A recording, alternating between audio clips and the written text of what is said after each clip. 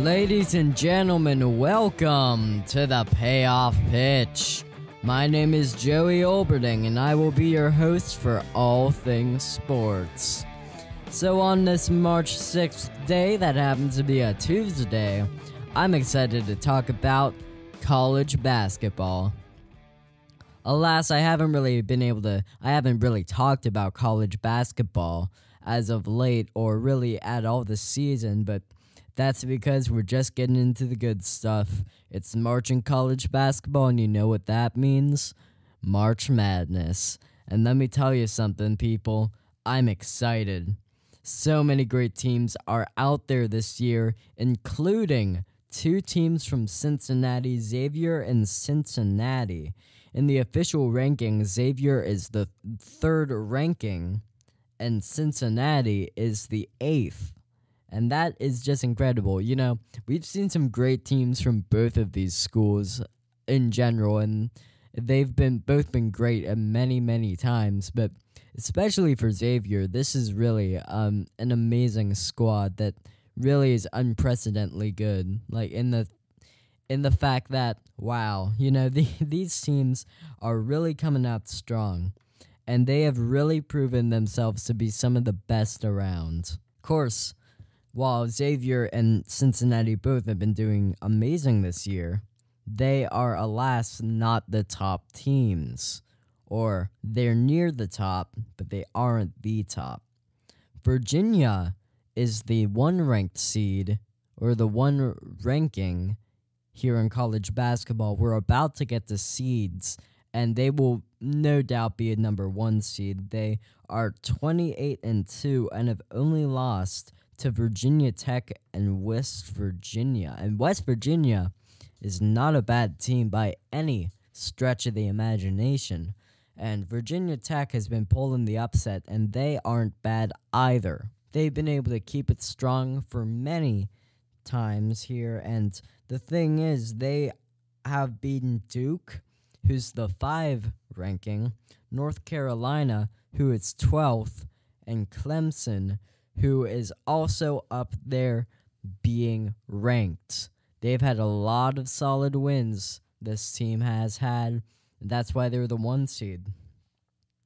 Villanova has also done very well, and that's why they are the 2 seed. They swept Xavier, who's right behind them, being the 3 seed. And the thing is, you know, they're just about as good as Xavier, even though Xavier won the Big East outright, which is very rare for a team to do, and hasn't happened since 2012 when Xavier joined. It still shows how Villanova is able to stay dominant, and with Mikal Bridges, they've been able to do very well, and Jalen Brunson too. He may be player of the year there for Villanova. Both very good players, and they've been equally dominant in terms of they've been able to lead this Villanova Wildcats team to be a very, very good team. And, well, Xavier right behind them is also good. Chris Mack, he has another good team that's flying kind of in the radar. I bet you're asking, how can a team that's the 3rd ranking be under the radar? Well, it's because they don't have experience there. It's their first time being in the 3 ranking. And then is Michigan State, and Michigan State just lost, actually, so that situation may not stay there, and they may fall, while teams like Kansas, Cincinnati, even Clemson, maybe some others, maybe Duke, who is the 5 seed as previously mentioned, Gonzaga, Michigan, even teams that have also lost, like Purdue, Wichita State, and UNC, who has lost 2 straight. That's North Carolina. So we will have to see how that goes. But what do I think about all this? Well, I think it all has to come down to, well, 3 of the 4 seeds that I think will be top seeds in the NCAA tournament are locks. That being Virginia, as previously mentioned, with their amazingly, consistent offense and defense consistency throughout the year. Villanova and Xavier have also had that consistency.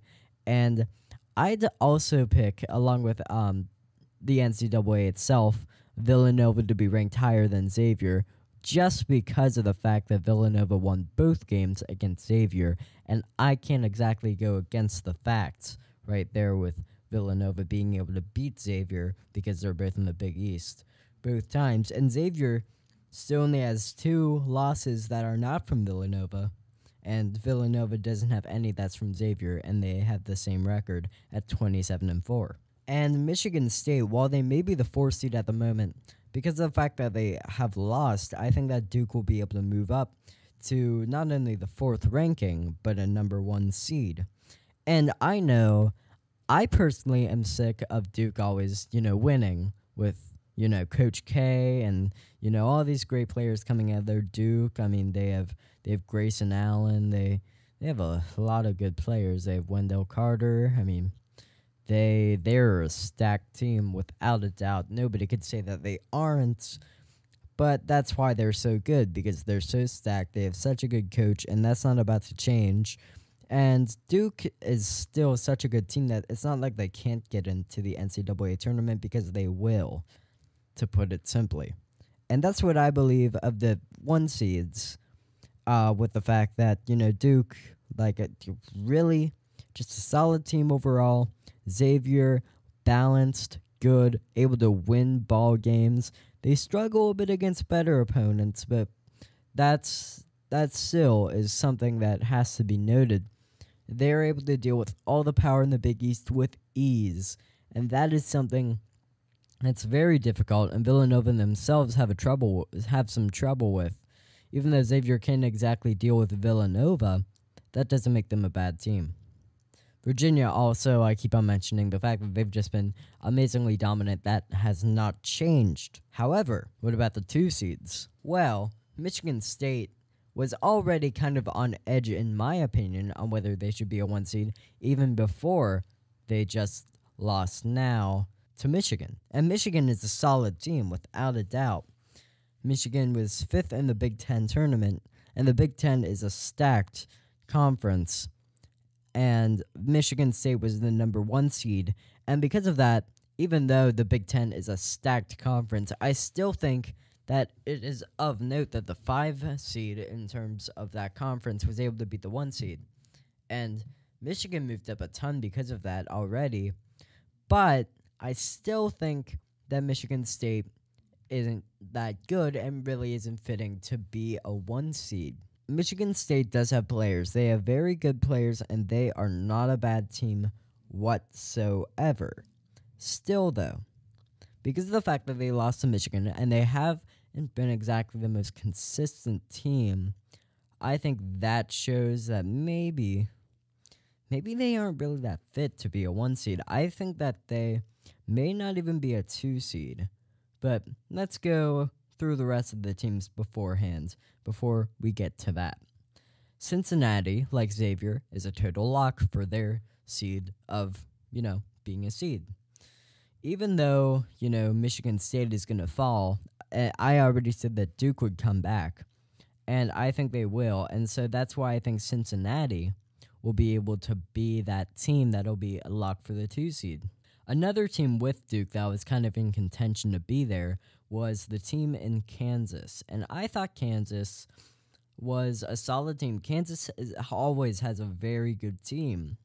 But the fact of the matter is, this year, Duke is still just better. Even though Kansas won their respective conference in the tournament, yeah, they won again.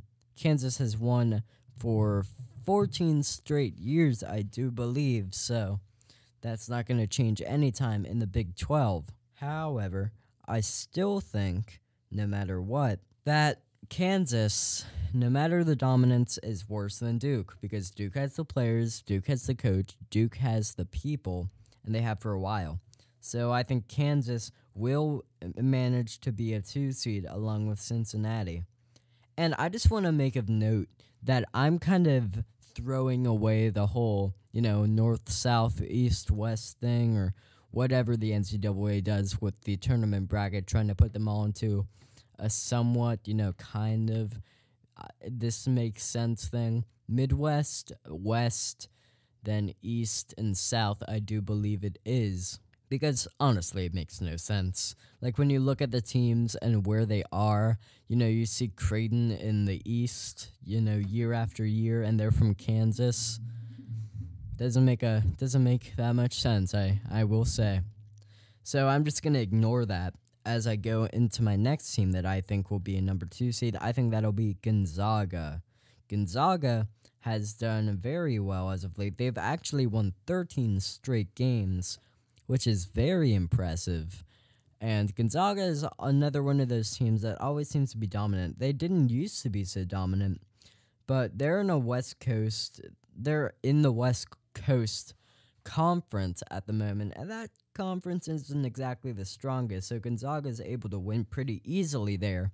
But the fact of the matter is they are so dominant that it barely even matters in the long run, because everybody knows that they're so dominant, and I have to. Gonzaga is going to be a 2 seed, I do believe, because while the West Coast tournament isn't even finished, they still have to face BYU.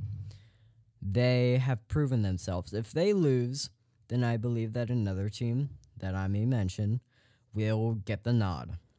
However, that day is not today. In fact, I do believe it is tomorrow, if I'm correct. But at the moment, Gonzaga is a 2 seed. So that leaves Michigan State, that leaves Michigan themselves, that leaves Purdue, and that leaves Wichita State. Let's, really quick, because I just want to do it very quickly, because I feel like it is kind of a more obvious thing that people may not see as so obvious, but I think it is, that Wichita State is a 3 seed and not a 2 seed because they lost the American Conference to Cincinnati. And so even though they both split the season series, I think that shows how Cincinnati, while in such a big game, was able to win, and I feel like, that makes a game, even though both are equally important games in many fashion, and in a lot of ways, they are very similar. That makes Cincinnati the better team in terms of that season series because they were able to win the conference tournament because of that game. So I think Wichita State's out of it, and I think Purdue and Michigan are both interesting teams, but I want to focus on Michigan really quick because even though they did beat Michigan State and they have won 9 in a row, I feel like the fact that they were the 5 seed in, the Big 10 conference, the Big 10, even though it's the Big 11 now, they beat some solid teams. They beat Purdue themselves. So I bet you're wondering, come on, Joey, what are you thinking? They've beaten 2 really good teams. They beat Purdue and they beat Michigan State. Shouldn't they be a 2 seed? And I'd say, well, I would say that they aren't. And I say that because even though they have won 9 straight, and that's very impressive, they weren't doing so well earlier in the season. They lost to Northwestern in a crazy game. They've lost to Purdue before, so it's not like, they've been able to win. They lost to Nebraska just 2 games before. They've had close games with Maryland. Maryland has not been that good. They lost to Purdue both times, I should say. And I think that makes Purdue, the superior team in terms of that. So I think though Michigan has had quite a few upsets, I think that at this point, while it may be important and will definitely get them a 3 seed, I feel like it should be noted, what happened earlier in the season because people are still noting what happened to Xavier, what happened to Virginia even, what happened to Gonzaga, what happened to Cincinnati. People are still noting that, so I think that you can't ignore the upsets. So that leaves Michigan State and Purdue, and in my opinion, Michigan State and Purdue are both very good teams. Purdue actually did better earlier in the season. While both teams are still very good, Michigan State was able to beat the most recent game with Purdue with 3 points. That would be 68 to 65. So in the one game that Michigan State and Purdue played, Michigan State won by 3 points. And even though, that's one game and it was pretty close, I feel like it's enough to justify Michigan State as the superior team there. And that's why Michigan State will be able to win in terms of the fact of who should be the second 2 seed. So Even though I kind of, went on a bit of a, ooh, I wonder if they'll get in thing because they weren't a 1 seed. I still think that they are a very dominant team. As a matter of fact, I do think that they are very, very dominant. And I just want to make clear that in terms of the 2 seeds, the ranking I'd have them, I'd have Kansas 1, I'd have Gonzaga 2, I'd have Michigan State 3, and then I'd have Cincinnati 4. Though all of them are very close in the fact that they're all very dominant teams, so it's hard to pinpoint, which teams are the best out of seeds, but I think that they are all very good. And I think that'll conclude this edition of the Payoff Pitch, guys. I hope you enjoyed, and I hope from me, Joey Olberding, you'll stay tuned in 95.7 MRC for all things sports, many more. Check us out, YouTube page, search us up, Clark Montessori. Follow us, SoCo Club, and from me, I hope you stay tuned in 95.7 MRC.